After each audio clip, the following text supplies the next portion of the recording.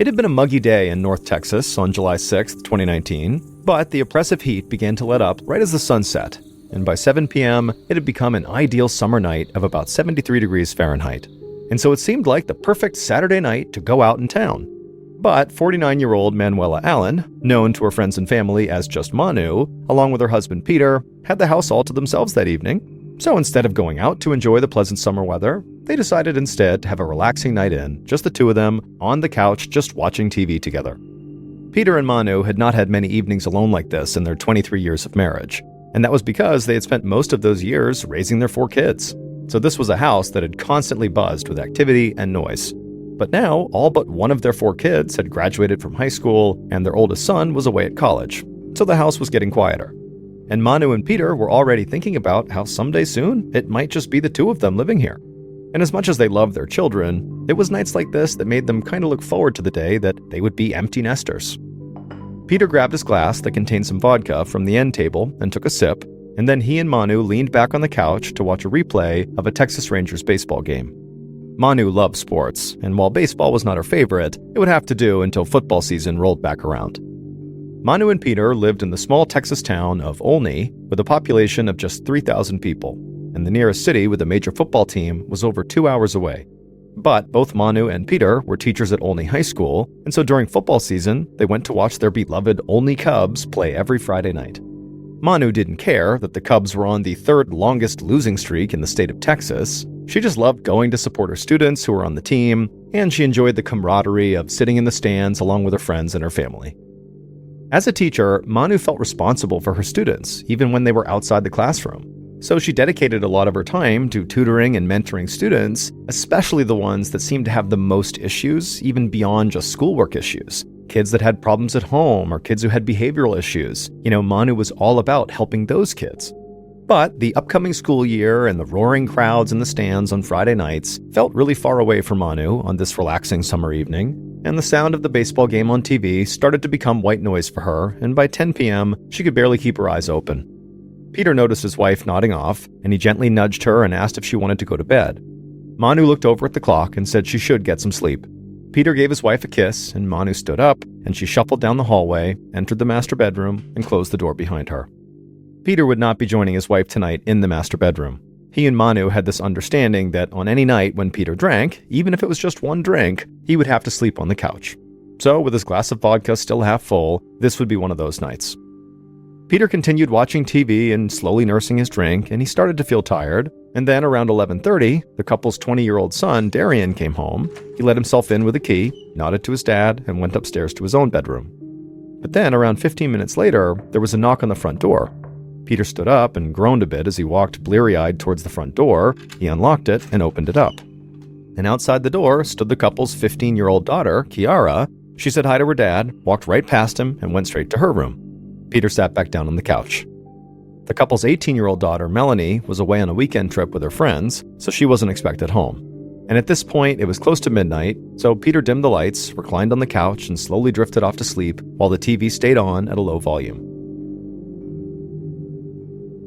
A little after 8 a.m. the next morning, Peter woke up feeling like he could have used maybe another hour or two of sleep.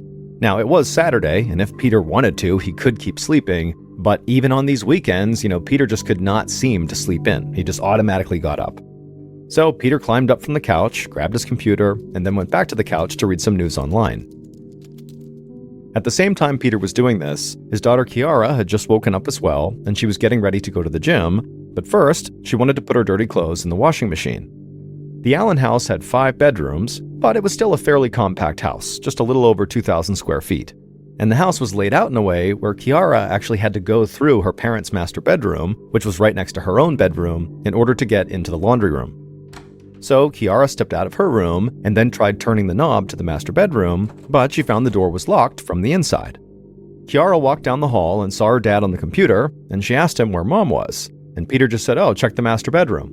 Kiara said she already had, and the door was locked. Peter then told his daughter to just go around through the garage, because in their house, the master bedroom had 2 entrances. There was one in the hallway inside of the house, which is the door that was locked, and then the other entrance was through the laundry room on the other side, which connected to the garage. So Chiara stepped outside of the house and went into the garage, and she walked into the laundry room, and then she reached the door that led into the master bedroom, and when she tried the doorknob, it was unlocked. So she swung it open, she stepped inside, and she froze, because what she saw was horrifying. Chiara turned and ran back outside, back around into the main house, ran to her dad and said, "Mom is not in the bedroom," and there was blood everywhere.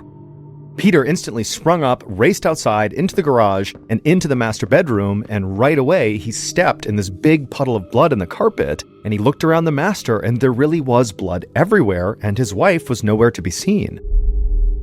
Peter instantly thought his wife must be badly injured somewhere, so he ran from the master bedroom, with Chiara now following behind him, back into the garage and then out to the driveway, and that's when he realized Manu's car was gone. Peter turned to his daughter and said, Mom must have hurt herself and driven herself to the hospital. And so Peter called his wife's cell phone, but it went straight to voicemail. So a few minutes later, Peter and Chiara got into his car and they sped to a nearby hospital, thinking that's where Manu's going to be. But when they got there, Peter slowly drove through the parking lot of the emergency room looking for Manu's white SUV, but they didn't see it anywhere. So they parked the car and they went inside the hospital and asked the staff if Manuela Allen had been admitted, and they said no. So Peter and Chiara left that hospital, went to another nearby hospital, but again, Manu's car was not there and the staff said she had not admitted herself. And so Peter and Chiara returned home, and at this point, Peter dialed 911. And he explained to the operator that his wife was missing and there was blood all over her bedroom.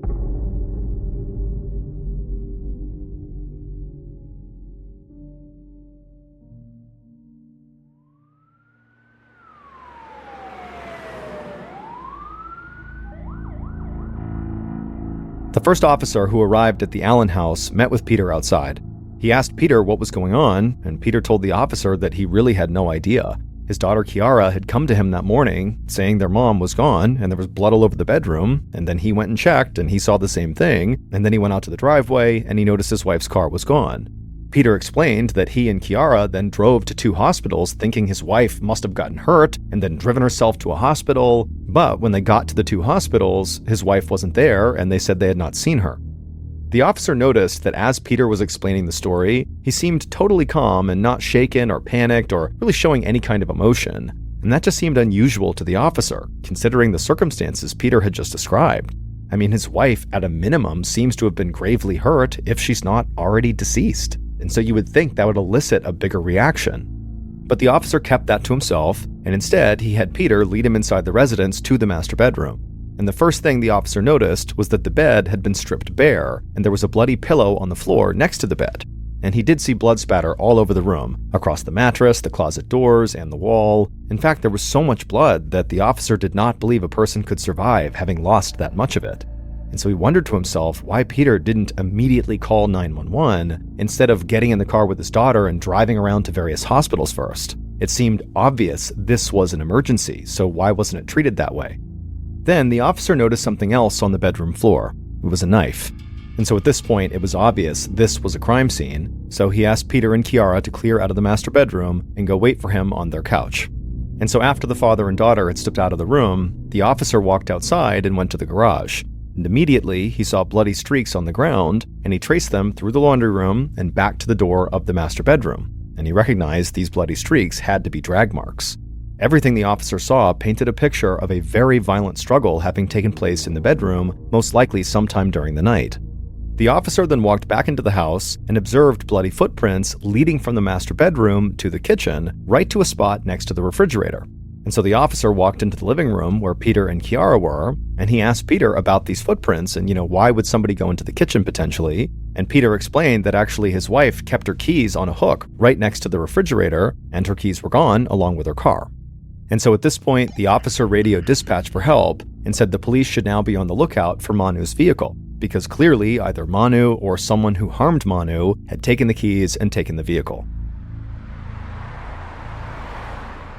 A few minutes later, Sergeant Dan Birbeck of the Young County Sheriff's Department, along with a couple of local police from Olney, pulled up in front of the Allen house. And the officer who had first arrived on scene walked up to Birbeck and briefed him on what he had seen. After being briefed up, Sergeant Birbeck immediately walked into the Allen house and told Peter and Chiara that they would need to step outside. As Peter and his daughter walked out onto the porch, Peter told Birbeck that actually one of his other kids was still in the house upstairs. So Birbeck told the father and the daughter to stay outside, and then Birbeck walked into the house and upstairs to a second-floor bedroom, opened the door, and found 20-year-old Darian inside with his headphones on playing video games. Birbeck asked Darian to come outside with him, and Darian, who looked very confused, asked what was going on here. But Birbeck just said he needed Darian to leave the house right now. So Darian just did as he was told and stood up and followed the detective downstairs, and then he, along with Birbeck, joined Peter and Chiara outside on the porch. Once they were out there, Birbeck began questioning them, starting with the husband, Peter. Birbeck asked Peter, why did you sleep on the couch that night instead of in your bed with your wife? Peter explained the agreement he had with Manu, that whenever he drank, no matter how much, he would sleep on the couch. Now, Sergeant Birbeck kept this to himself, but right away he wondered, why would you have that agreement in place? Was Peter like a maniac when he drank? Did he get violent? What was going on here? Birbeck then proceeded to ask each member of the family if they had heard anything unusual during the night before, because Birbeck assumed someone in the house must have heard something considering the crime scene in the master bedroom.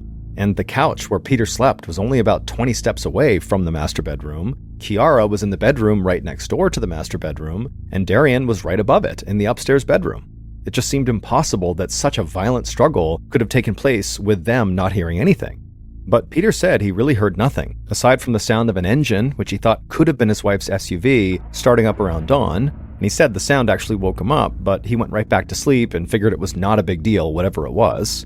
Birbeck asked Peter, is it normal for your wife to just get up and leave in the middle of the morning like that? Didn't you think to maybe ask her where she was going? Peter replied that it was not his job to keep tabs on his wife.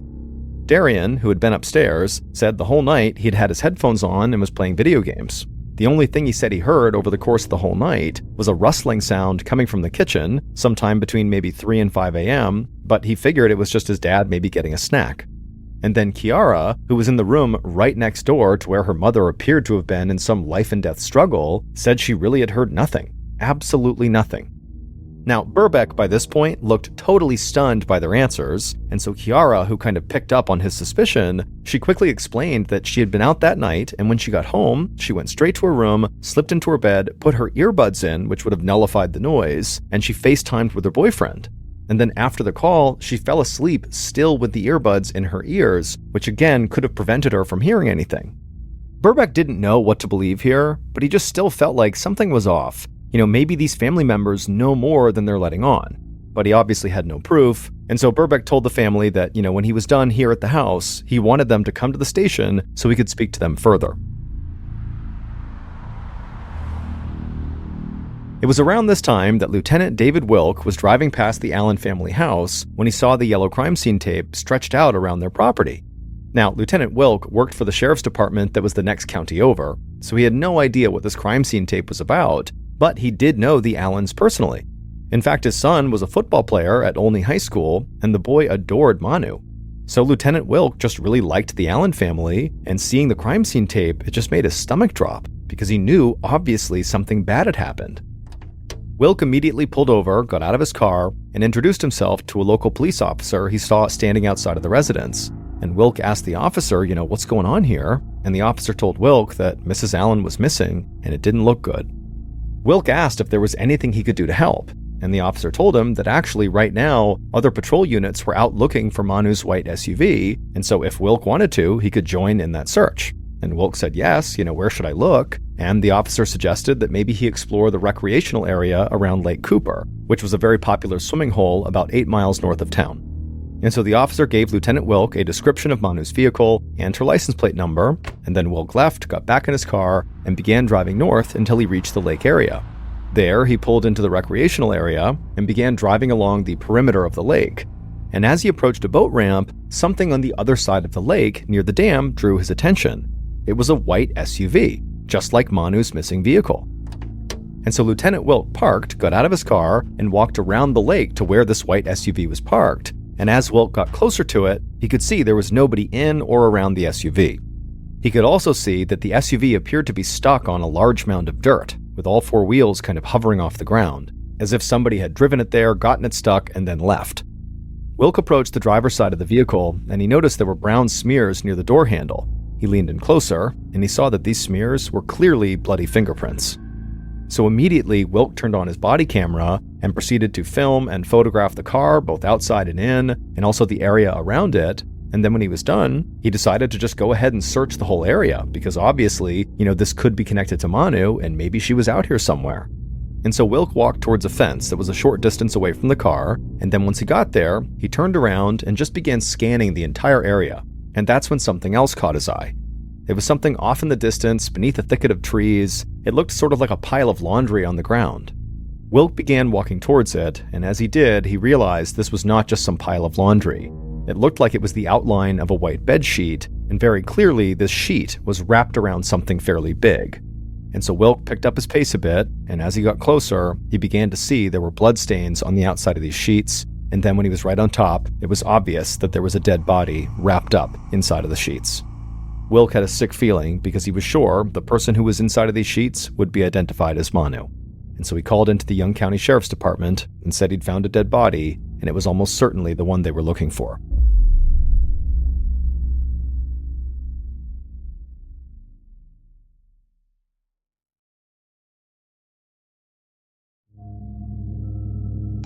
Back at the Allen house, Sergeant Birbeck heard about the discovery of a body on his radio. And so now that this was officially a homicide case, he reached out to the state police, known as the Texas Rangers, for help. He arranged for Peter, Kiara, and Darian to be taken to the nearest Texas Ranger station, and then he got into his cruiser and drove down to the lake as other county and state police headed that way as well. Birbeck arrived at the lake, and Lieutenant Wilk led him to the body that was still wrapped in the sheets. Since Wilk was not working the case in any official capacity, he'd left the body as he'd found it. So Sergeant Birbeck leaned down and began pulling away the sheets and also some yucca leaves that had covered up the victim's face. And then once the victim was exposed, Lieutenant Wilk, who was standing nearby and who knew Manu personally, was able to positively identify her. Manu was deceased. Birbeck and a few of the other officers who had arrived put up crime scene tape while they waited for a forensics team to get there. Birbeck turned to one of the officers and shared his opinion that the killer was almost certainly someone Manu knew.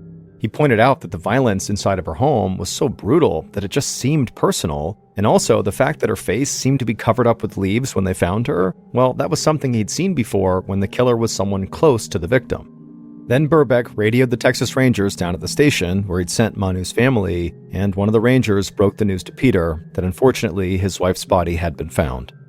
Now, by this point, Peter and Manu's oldest daughter, Melanie, had returned from her overnight trip, and their oldest son had also come back from his college campus, and so they were also with Peter and Kiara and Darian at the station. And so the Rangers watched Peter closely as he turned and told the 4 children the news about their mother. The 2 oldest immediately broke down and cried, and Kiara, who had first discovered the blood in the bedroom, collapsed to the floor. But Darian, who said he'd been up all night playing video games, didn't break down. He just walked away and sat in a corner by himself. The Rangers noticed this and actually went to another room to talk about how odd it was that Darian had not started crying and had just sort of sat down. So they decided Darian should be the first person they speak to. And so a few minutes later, one of the Rangers sat down with Darian in an interview room and asked him how he had been getting along with his mother in recent weeks. And Darian admitted that he and his mother had actually been arguing a lot about his college plans. Darian was 20 years old, but he spent basically all of his time in his room playing video games. Now, Darian was perfectly fine with that. He figured he would get his life together at some point, but Manu wanted him to act now, to go enroll in college. But Darian said he didn't want to go back to school and just sort of wished his mom would leave him alone. After this, the Ranger just asked Darian point blank if he had anything to do with his mother's death. And Darian was immediately adamant that no, he would never hurt his mom. So the Ranger asked him if he would consent to being fingerprinted, and Darian said yes, of course. Peter was the next to be interviewed, and he was unemotional just like he had been with police at the house. The Ranger thought this was strange, so he pointed out that Peter seemed to be handling the situation quite calmly. Peter explained that his background was he had been in the Army as a part of their Special Forces unit, the Green Berets, and so he had been trained to keep cool under pressure, and that was just what he was defaulting to. But Peter clearly understood what the Ranger was hinting at here, that he was suspicious of Peter, so Peter quickly added that of course he wanted justice for his wife here. And then after that, Peter said very calmly that he also owned a whole lot of firearms and a whole bunch of ammunition, and he'd make sure his wife's killer saw justice one way or the other. The Ranger just stared at Peter for a second, not convinced if Peter really was being genuine about potentially going out and seeking vigilante justice, or if maybe this was just performative, that this was Peter's way of kind of acting out his emotions. And so the ranger decided to just kind of move on. And he asked Peter, you heard that car start sometime in the morning and you believed it was your wife's car. How did you hear that noise? How did that wake you up? But the violent attack on your wife in your bedroom just down the hall didn't wake you up. Peter said he couldn't really offer an explanation, but he did offer a theory, which was that maybe Manu's killer put their hand over his wife's mouth. Sometimes violent struggles are silent, he said. The ranger couldn't help but just shake his head. At this point, the ranger was starting to feel like Peter had already thought of an answer for everything, like he had prepped for this interview. The pair spoke for a bit longer, kind of rehashing details, and then at some point, the ranger thanked Peter for coming in and told Peter that somebody would follow up with him soon. After that, the rangers would speak to the two oldest Allen children separately, and then finally, after the longest day of their lives, the Allen family were told they could go. However, they were told they were not allowed to return to their home because their house was now a crime scene. So Peter made a few phone calls, and a friend agreed to let them stay at his Airbnb until they could go home.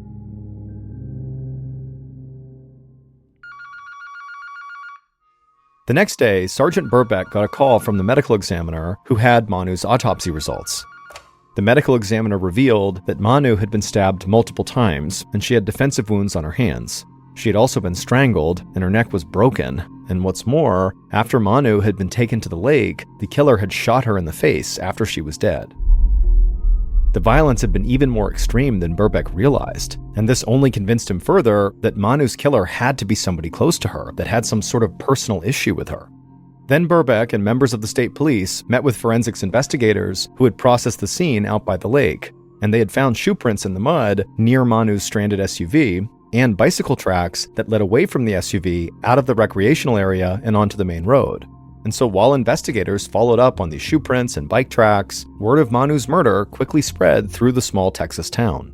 Students at Olney High School, where Manu worked, were devastated when they learned of the death of their beloved teacher. And also rumors began to fly, in particular on a Facebook group called Rants and Raves, where citizens of Olney voiced their theories about what they thought happened in the Allen house on the night of the murder. And most of those amateur theories pointed the finger at Peter. And Peter suddenly began noticing that people around town were treating him differently. They were treating him with suspicion. A few days after Manu's death, Peter and his kids were finally allowed to return to their family home. And when they got there, Darian helped his father secure the house by bolting the windows shut, and Peter said he would sleep with a gun under his pillow because he said the killer was still out there. The next morning, Peter was contacted by Birbeck and asked to come in for another interview. And so Peter drove to the station, where Birbeck and a Texas Ranger met him and led him into an interview room. The Ranger began the interview by asking Peter why someone might want to kill his wife.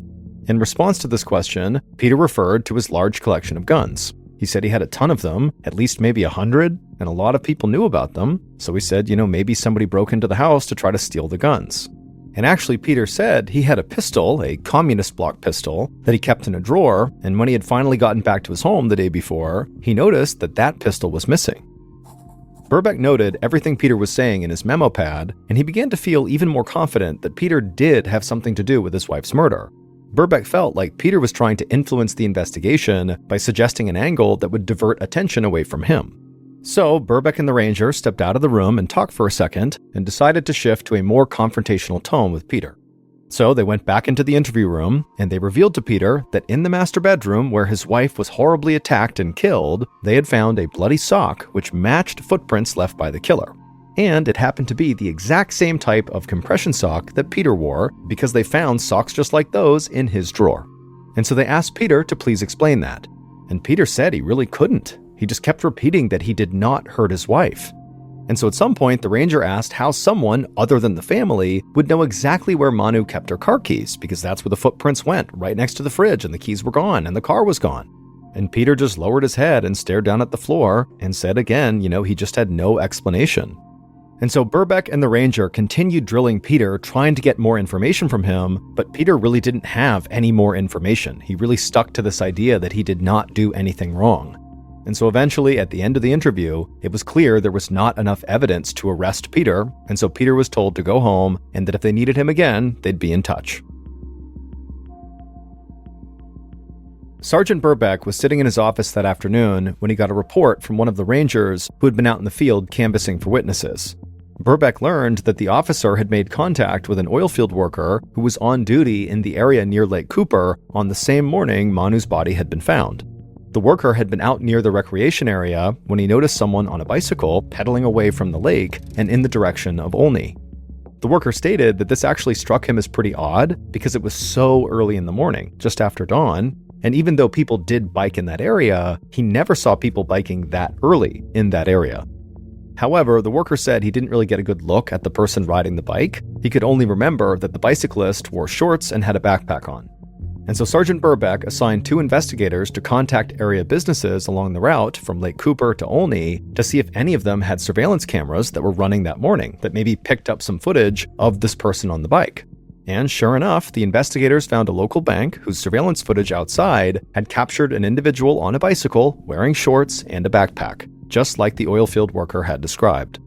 Birbeck took a look at this footage and he was unable to make out the facial features of the individual on the bike. However, he was able to glean enough information from the footage about the person's general age, sex, and build to potentially narrow the suspect pool down. Birbeck was also still convinced Peter had something to do with his wife's murder, but he knew he didn't have enough evidence to move forward with an arrest. But what he could do was try to rule out other possibilities, like, for example, Peter's theory about a burglar trying to steal his guns, because if he could rule that out, it would only help strengthen the case against Peter. So Birbeck began looking into recent gun burglaries in the area, and there was only one. And the homeowner who was targeted happened to be the father of a friend of Darian Allen's. Birbeck wondered if that was more than just a coincidence. After all, everyone in the town of Olney was connected by no more than 2 degrees of separation, so maybe it didn't mean anything. But Birbeck knew he would have to dig into it further. So he began reading the reports that were made from this burglary investigation, and in examining the leads that had been developed, one name stood out. And that name was Corey Taylor. Corey was a young guy who was a loner, who was known around town as a troublemaker, and he'd had numerous run-ins with law enforcement. And he also had what looked like a love affair with guns. Birbeck found a video on Corey's Snapchat of him showing off a semi-automatic rifle with a sight attached to it. So Birbeck decided to pay Corey a visit. He drove to Corey's apartment complex and began walking towards Corey's place. And as Birbeck made his way towards the stairwell, he saw something that made him slow down and then back up. Because in the storage space underneath the stairs right in front of him was a bicycle. Birbeck knelt down to inspect the tread pattern on the bicycle's tires, and he wasn't 100% sure, but the treads looked a whole lot like the bicycle tracks that were found down by the lake. Birbeck took a picture of the treads and then proceeded up the stairs to Corey's apartment. When he got to the door, Birbeck knocked, and Corey opened it up. Birbeck introduced himself, and Corey allowed Birbeck inside. And right away, Birbeck noticed that Corey appeared to be very nervous, like he couldn't even stand still. Birbeck asked Corey if he knew about what happened to Manu Allen, and Corey said he was aware of what happened to Mrs. Allen. He said he knew her as Mrs. Allen because he knew her from his high school, Olney High School, where she worked. And he said everybody knew what happened to her. It was horrible. Corey said he didn't know her well, and he'd never been inside of her house. Birbeck then asked Corey if he owned the bike that was outside under the stairwell. And Corey said no, the bike was not his, it belonged to his friend, Julius Mullins. Birbeck recorded this name in his notepad, and he and Corey talked for a few minutes longer, and then he left. And within a day, investigators had tracked down this new person Corey had mentioned, Julius Mullins, and they brought him in for an interview. Investigators asked Julius where he was on the night of July 6th, and Julius said that he had gone to a party. Afterward, he had gone to Corey's apartment, let himself in, and crashed there. He said he didn't actually see Corey that night, so he wasn't sure if Corey was actually in the apartment or not. And so this sounded pretty odd that he just crashed at Corey's place and didn't even know if his friend was there, but it sounded like the two were close friends and maybe this was normal. And so eventually the investigators just asked Julius if he would submit fingerprints and DNA, and Julius voluntarily submitted both and was then allowed to leave. A day later, one of the rangers who had been working the case returned to Corey's apartment to confiscate the bicycle that Birbeck had seen underneath the stairwell, and as the ranger was approaching the stairs, he suddenly had a chance encounter with someone he was very familiar with. On a whim, the ranger asked this person if he could look at the bottom of their shoes, and the person said, yeah, sure. So the ranger looked at the bottom of their shoes, and when he did, the ranger could barely contain his excitement because he knew he had just broken the case wide open. Investigators would meet with this person the ranger had just happened to run into, and after that interview, they knew who had killed Manu Allen.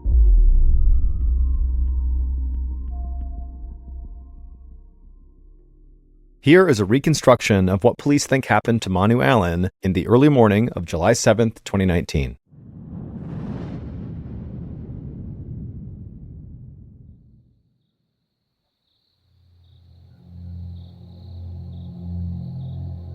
Around 2 a.m., Manu's killer quietly climbed through a window in the garage of the Allen's household and then made their way into the hallway of the house. From there, they quietly crept down the hallway and went into the master bedroom where Manu was sleeping in the bed.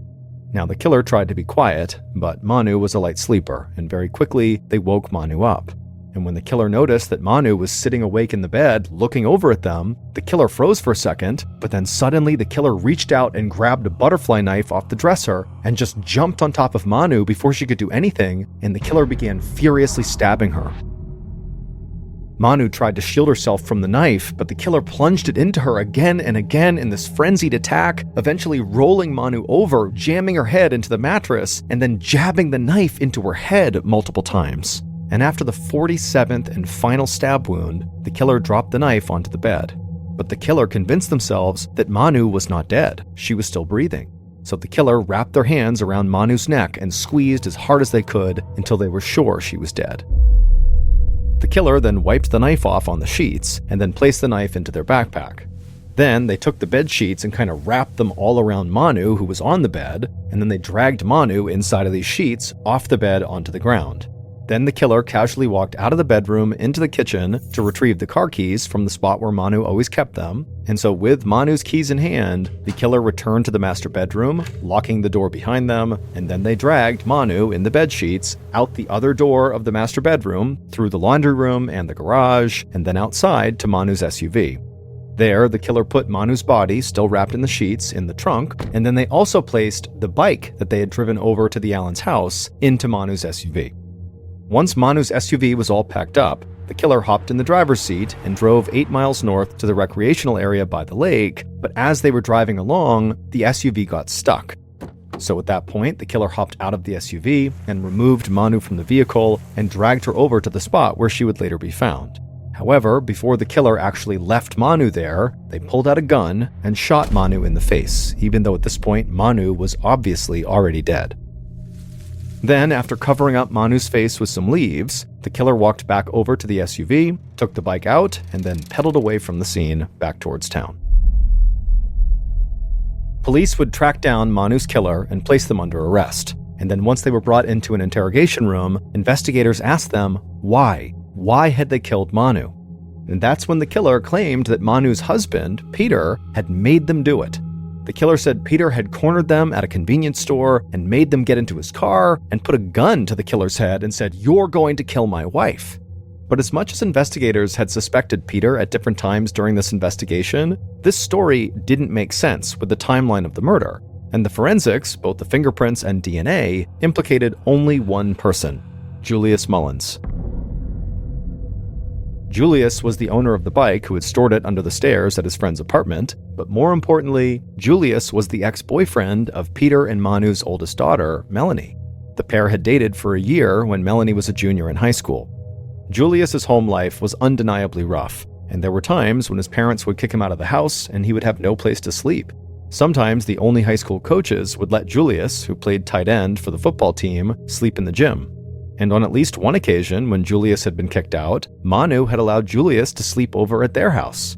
And also, Julius was a frequent visitor to the Allen's household, but just for the day, he'd come over for a couple hours at a time to see Melanie. And so it was during these frequent visits that Julius learned where Manu kept her car keys, which is how he knew where to go in the kitchen to find them. Manu always treated Julius incredibly kindly because she was just a person who really looked out for the kids in this town. I mean, she was always spending her spare time looking after kids and mentoring kids and tutoring kids, especially kids who had rough home lives like Julius did.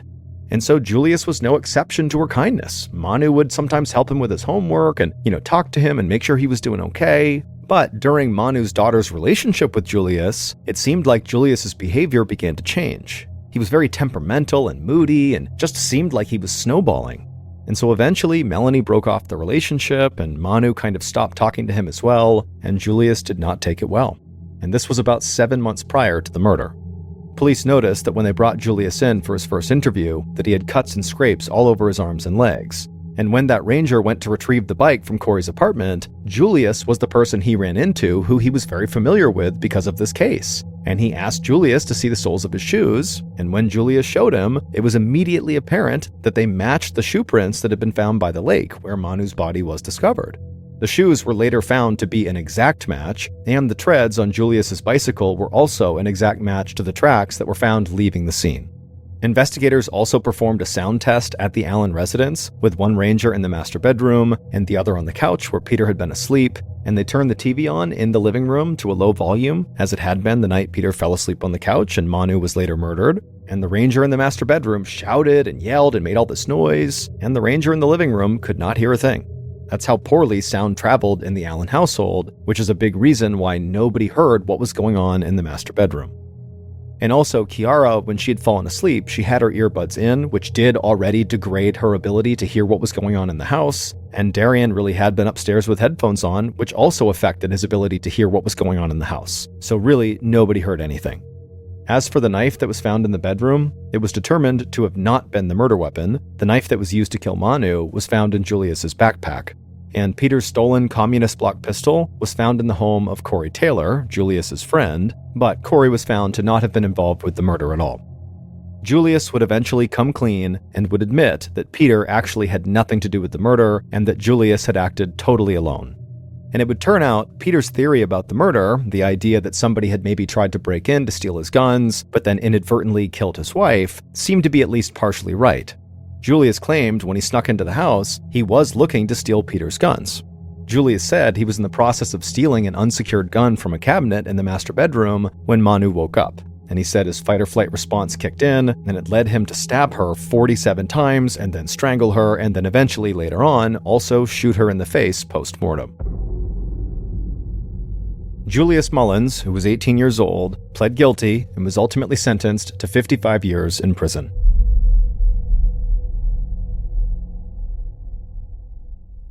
On April 28, 2000, a 24-year-old named Yuri Lipsky was standing in front of a cafe in Dahab, Egypt, overlooking the Red Sea. He had traveled all the way to the Sinai Peninsula from Moscow in order to film himself swimming through the Arch, but now it was looking like that probably wasn't going to happen. The Arch is an 85-foot-long underwater tunnel that connects a massive sinkhole right on Dahab's shoreline called the Blue Hole to the Red Sea. To get to the Arch, you need to enter the Blue Hole directly and descend straight down 181 feet, where you'll reach the top of the tunnel on the northeast side. But there's a catch. If on your descent you happen to miss the ceiling of this arch, which apparently it's pretty easy to do, you run the risk of going too deep. Now, going too deep does not mean you're going to miss the tunnel altogether. The arch actually starts at 181 feet, but then goes all the way down to 393 feet. So it's a huge, huge opening. The risk of going too deep has to do with how your body responds to the type of gas you're breathing. For those who are unfamiliar with diving, generally speaking, you have two types of dives. There's recreational diving, where you breathe the same air that you breathe on the surface. They literally jam air directly into scuba bottles. You breathe that, and you go down to 130 feet. That's the recommended bottom depth that you would go down breathing regular air. And then there is technical diving, where you breathe a special mixture of gases. Typically, it's going to be a mixture of helium, nitrogen, and oxygen that allow you to go below 130 feet. This type of diving is exponentially more dangerous and requires all sorts of additional training. Because the minimum depth you would need to go to in order to access the arch is 181 feet, that puts you well in the technical diving range, which means you should be diving mixed gas and have special training and equipment. But year after year, people try to dive down to the arch and go through it on regular air. And year after year, people die doing it. When your body absorbs too much nitrogen, you can get something called nitrogen narcosis, which is a lot like being drunk. And in extreme cases, divers who get this have been known to remove their mouthpiece and inhale water, believing they are actually on the surface. Below 130 feet, your body absorbs nitrogen much faster, and regular air is a whopping 78% nitrogen. So the risk of getting nitrogen narcosis is exponentially higher if you're breathing regular air below 130 feet. Also, oxygen can become toxic the deeper you go in the water column. It can lead to blackouts and convulsions that if you don't have someone there to literally physically move you up in the water column, you won't recover from it and you'll die. Regular air contains 21% oxygen, which is a lot of oxygen. So if you're diving regular air below 130 feet, you are at an increased risk of developing O2 toxicity.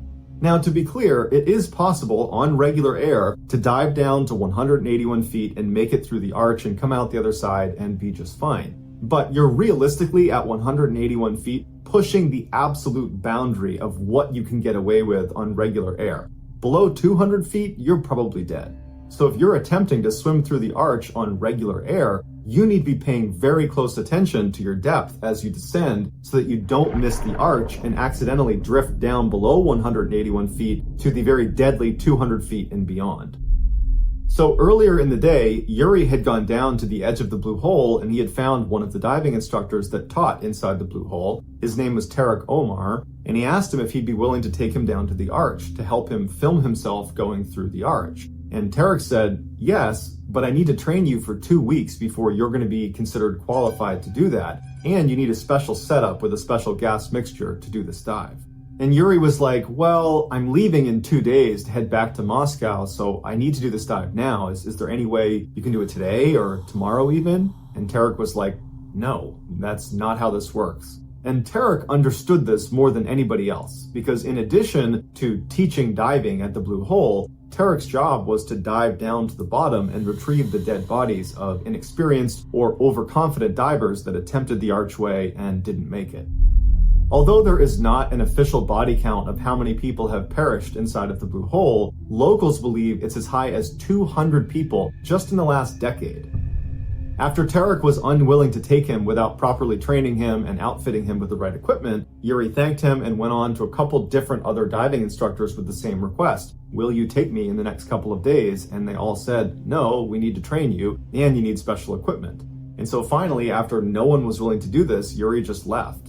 Later that day, owners of cafes that overlooked the blue hole remember seeing a young man who was by himself walk to the edge of the blue hole. He puts on all of his scuba gear, he puts on a helmet and then straps a big camera to the top and ratchets it down. And then after he's got all his stuff on, he jumps into the blue hole and he disappears.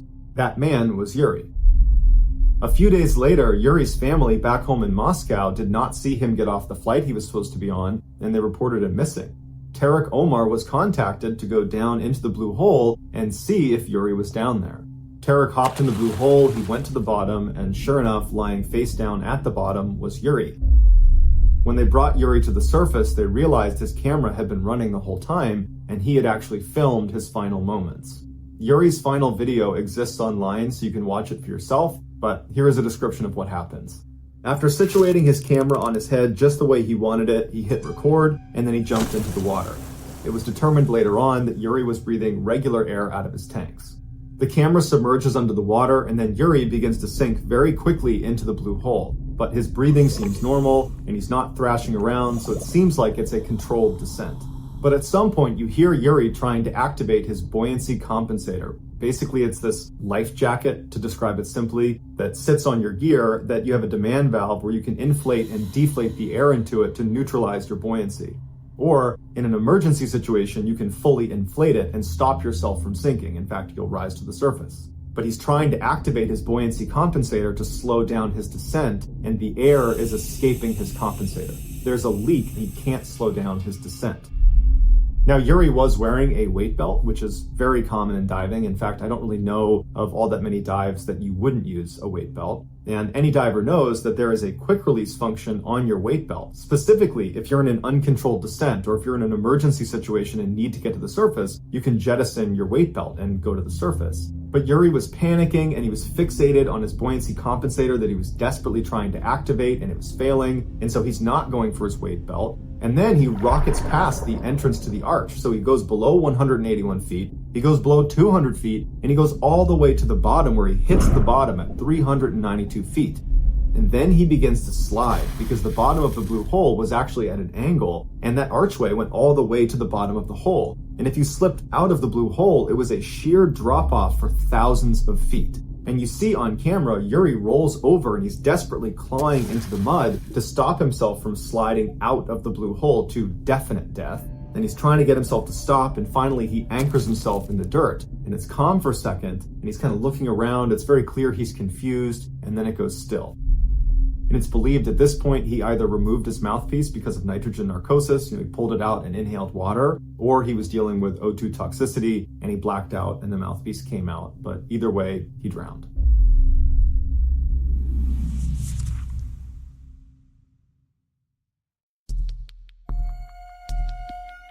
Our next story is called Drown or Glory.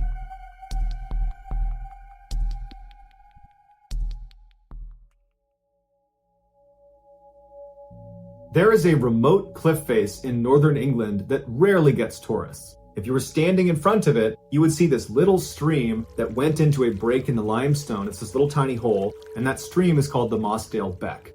If you crouched down and walked through that hole, you would be entering the Mossdale Caverns, which since 1967 have been permanently sealed off to cavers. Once inside the Mossdale Caverns entranceway, you could look down and see that little stream, the Mossdale Beck, would be going between your legs, and then right in front of you, it would split in two distinct directions down respective tunnels. To the right, the water flows down 7 miles of accessible passageway. However, most of it is incredibly tight and it's prone to flooding. As a result, fewer people have seen the far reaches of the right side of Mossdale Cavern than have stepped on the moon. To the left, the water goes through these impenetrable rocks that no one has gotten past. In fact, no one knows what's beyond these rocks. However, scientists have determined the water that goes left at the entranceway will re-emerge 18 days later, 5 miles away, 900 feet lower in a pool called the Black Keld. The massive tunnel system that we know exists but has yet to be explored that connects the entranceway to Black Keld is referred to as the missing link. You would think cavers from all over the world would be clamoring to get inside that accessible side, the right side of Mossdale Caverns, and try to find a secret access point back to the missing link, to be the first person to discover that, to stake your claim and say, that was me. But in fact, since the Mossdale Caverns was discovered in 1941 until 1967, almost no one went in Mossdale Caverns. Endless, tight, water-filled crawls with names like Drown or Glory made Mossdale Caverns feel like too big of a risk to be worth it. But in 1967, 10 extremely fit, extremely experienced cavers said, you know what? We are going in Mossdale Cavern and we are going to find that entrance to the missing link. So on June 24th, 1967, these 10 cavers entered Mossdale Caverns. They went right into the accessible 7 miles of passageway and they began their descent. And it wasn't that long until 2 of the 10 cavers, the 2 least experienced of the group, said, you know what? I don't want to do this anymore. Got a bad feeling about this, but we don't know the way out. And so they needed chaperones to leave. And so 2 other cavers from the group had to go with them. So 4 cavers, they leave Mossdale Caverns. The other 6 are going to continue on. So when the 4 got back to the surface, it was about 5 p.m. They had been in the cavern for several hours at this point. And when they went in initially, the weather was great. It was beautiful. It was clear. Now they're coming out again and it had started to rain. Not significantly, it was more like a drizzle, but they were a little bit concerned because they knew the other 6 were planning to be in the cavern until after midnight. So they were just hopeful that the rain did not get any worse. But just a couple of hours later, the skies opened up and it rained like it hadn't rained in years. Just torrential downpour, and the 4 were really concerned about the other 6. So they went back to the entrance hoping that maybe, the other 6 would have heard the rain, although it's very unlikely considering how deep they were going to be. But they were hoping that maybe they'd be coming out again and they would see them and get them back to safety. But when they arrived there, not only were the 6 not out of the cave, but the actual entrance to the cave was completely submerged in water. Earlier that day, when the 4 cavers turned around and left, the other 6 cavers, they continued on, and they had made it about 2 miles deep into these caves. They had passed the fabled Drown or Glory swim, they had survived the knee wrecker passage, and they had bit their tongue as they squeezed through the famously painful Umaguli tunnel. Now located hours away from the only way out. So they are way into this cave. They were nearing the end of this distant section of the cave that they believed on the other end, they would find this hidden entrance into the missing link. All they had to do was pass through the Far Marathon section, which is a 900-foot tunnel that is only 10 inches high, 2 feet wide, and you have to wriggle through on your stomach with your face pressed against a stream that runs through it. And it takes a very long time to get through it. It's incredibly claustrophobia-inducing. It's considered one of the most stressful things you can do in caving. But considering how experienced these cavers were and the fact that they had come down there specifically to get to this far point in the cave, you gotta figure that their spirits were high. They were probably joking with each other as they're doing this awful thing. And then they made it about 3/4 of the way through this tunnel when someone must have noticed the distant rumbling sound and said, "Hey, what is that?" And as they sat there listening, trying to discern what the sound was, it must have dawned on them that their worst nightmare was about to come true. That was the sound of surging water. This tunnel is about to flood. They began crawling faster and faster down the marathon tunnel. Not only was it very difficult to move quickly inside of this very tight tunnel, but they also knew there was nowhere to go. They're 2 miles underground. They must have felt like the world of sunshine and fresh air was suddenly an eternity away. The oldest of the group was 26. The rest of them were all in their teens. United now by fear, the water came rushing in as they're all pinned inside of the far marathon tunnel. And their face is already up against the river, and now this river is surging with water. And so they're all desperately trying to crawl through this flooding tunnel. And the leader of the group, the guy literally in the front, John Ogden, who was 26, he managed to get all the way through the far marathon tunnel to the space where they anticipated finding that secret entrance into the missing link. That wasn't there, but he found above him there was a small fissure in the rocks. There was an air pocket, and he managed to get his head up into the space right as the water in the far marathon cave completely submerged. So any of the cavers in there, they drowned inside of the far marathon. The bubble that he was in was a little bit bigger, and so some of the cavers managed to get in there, and they tried to clamber into this air pocket as well, but ultimately there was only enough room for one person, and John was the only one up there. And so as the water levels filled the room he was in up to his neck, everyone below John drowned. Now, we don't know if John literally kept other people from getting into this air pocket with him. All we know is it could only hold one person, and ultimately John was the one who was left inside of this crevice. But this air pocket was really just delaying the inevitable because there wasn't very much air inside of it, and John's 2 miles below the surface. There is no way anyone is going to get to him in time. And so he ended up dying a couple days later, and when they found him, he was still in the air pocket trying to get one last breath.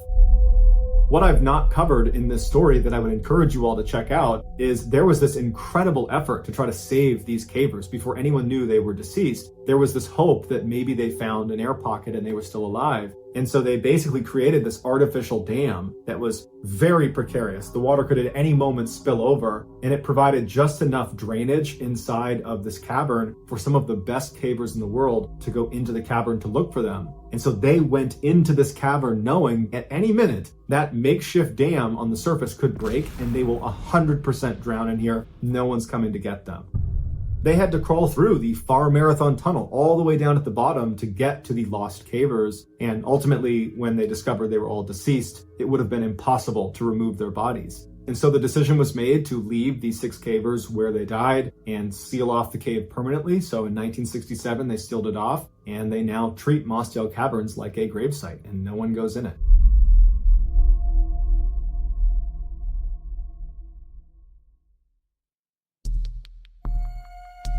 The next and final story of today's episode is called 10 Years Later.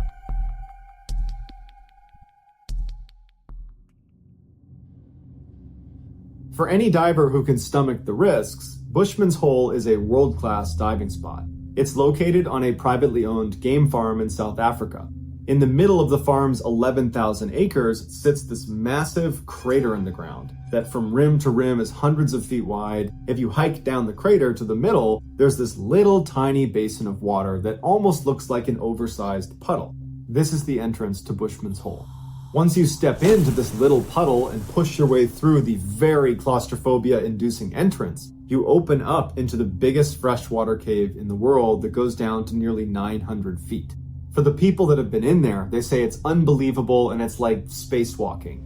For young South African Dion Dreyer, the pull to go to Bushman and explore it was irresistible. Dion had always been a bit of an adrenaline junkie. By the time he was 17, he was racing cars and building motorcycles, and by the time he was 20, he had picked up a new activity, cave diving.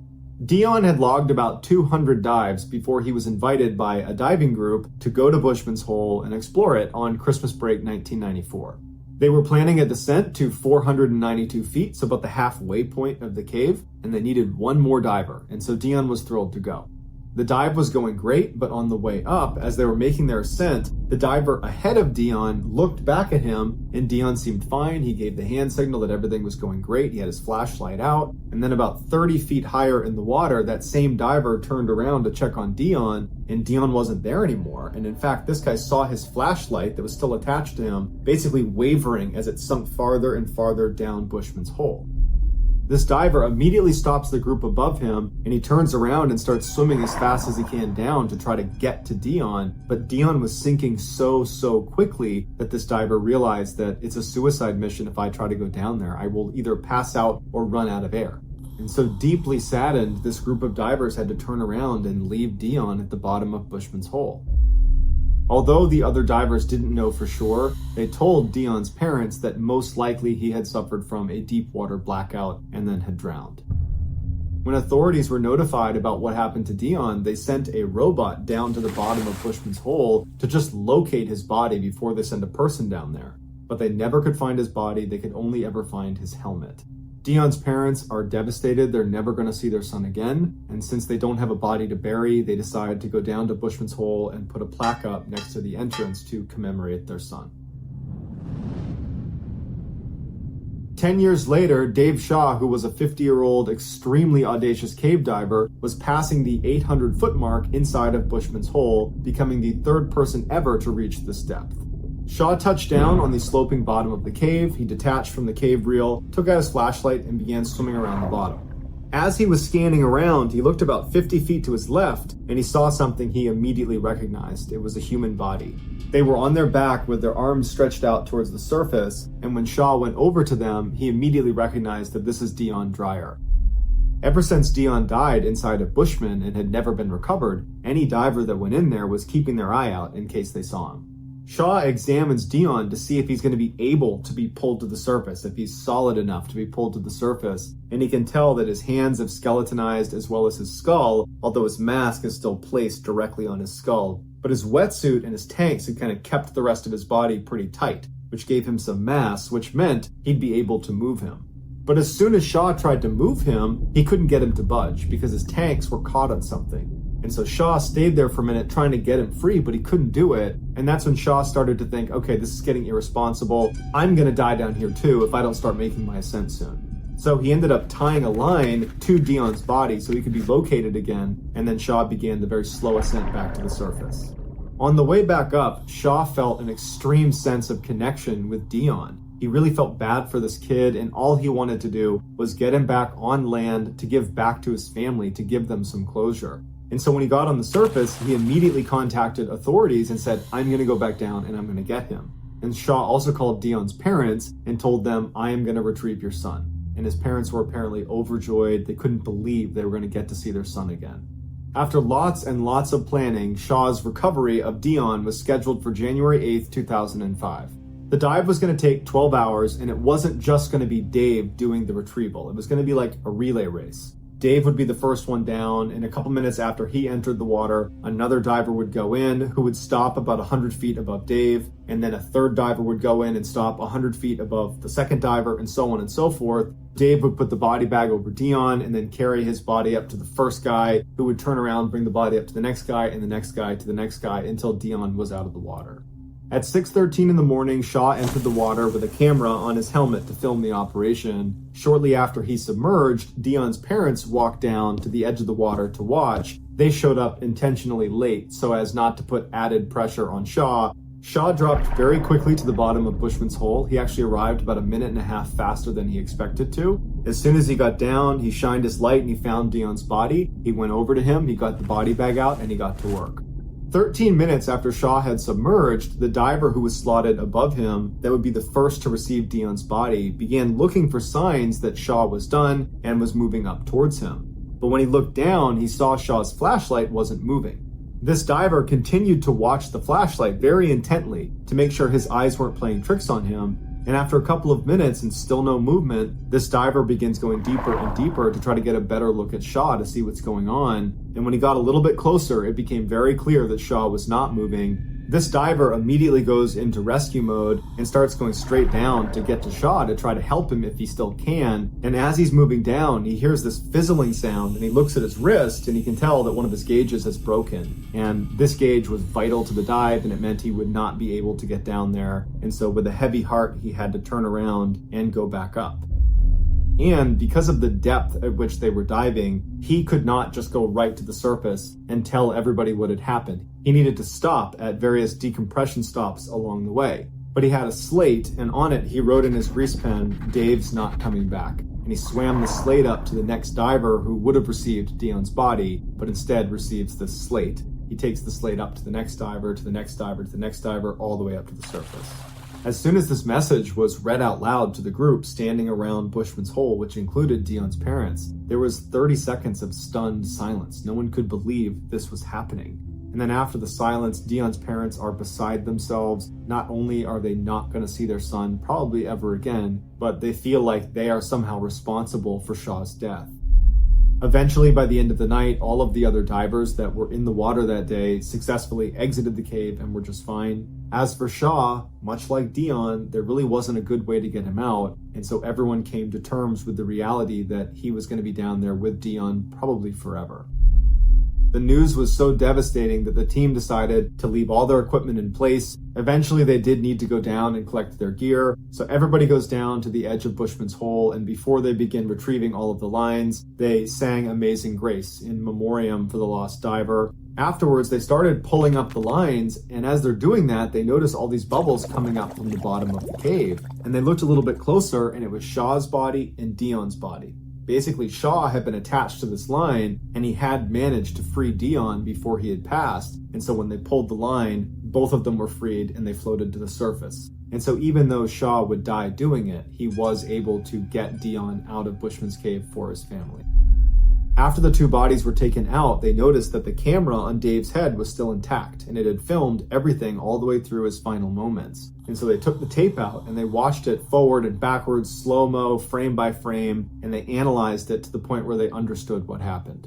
When Shaw gets down to Dion, Dion's body that had previously been stuck, and that was the reason Shaw had not been able to free him the first time, somehow he's become unfree, and he's now free-floating. And Shaw is having a really hard time trying to control this free-floating body, and his body is literally breaking apart in front of him. As Shaw is trying to wrangle his body, you can hear him start grunting, his breathing is getting elevated, and he's totally losing control of the situation, and the bottom of this cave is slanted, and it's all silty and muddy, and so in the camera you see all this mud and silt getting kicked around, and the visibility is very poor, and after it clears, you see Shaw has gotten completely tangled in some line that's also tangled on Dion, so basically Dion has become his anchor.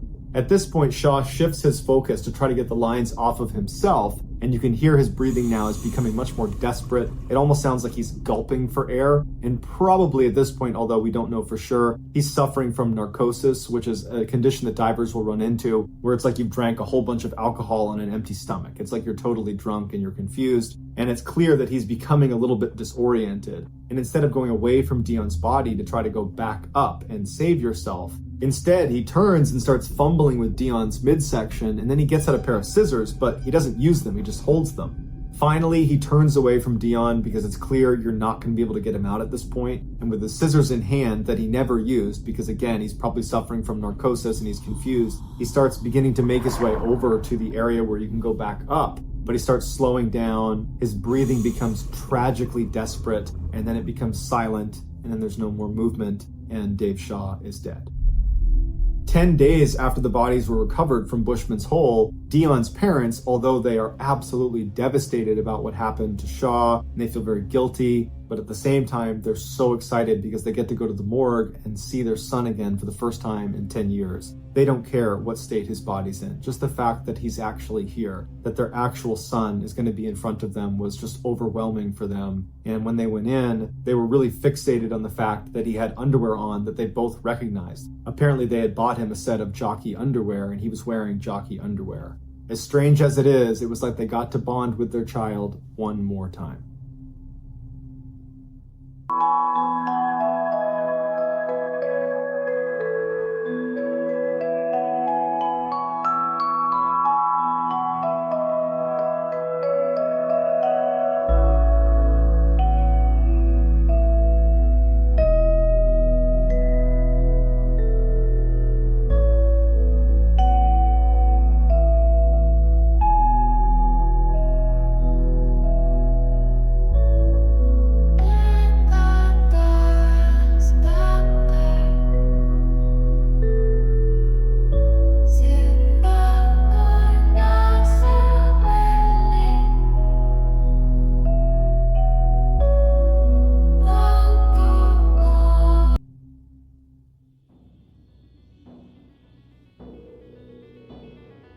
Thank you for listening to the Mr. Ballin podcast. If you got something out of this episode and you haven't done this already, please line the floor of the Amazon Music Follow Button's bedroom with Lego pieces, then set off their fire alarm.